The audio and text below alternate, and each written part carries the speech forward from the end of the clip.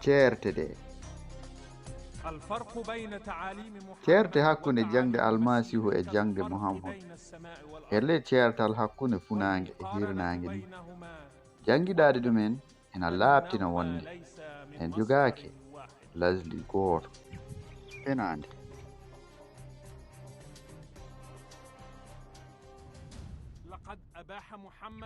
muhammad dowlani fenaande tawi o ɗaggini yimɓe fende e won hen low ɗum koko umme nder hadis celaɗo o sahih muslim.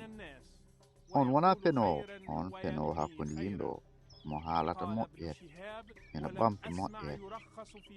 bisuhaaɓe wi min nanani omo daggine gueɗɗe ɗe neɗɗo fenowo haalata so wona e gueɗe tati e haare e fewnude hakkunde yimɓe e yewtere gorko e debbo walla e yewtere debbo e joom galle mum.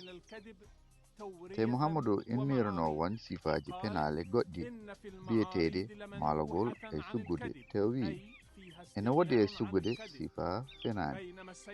to saydi almasihu noon o janginiri e demgal bulus wonde fenade dagaki o luundi ɗum o wi woto hay goto mon fenanto goɗɗo tawde o mborti neɗɗagal mon kiiɗgal ngal kañum e golle mum.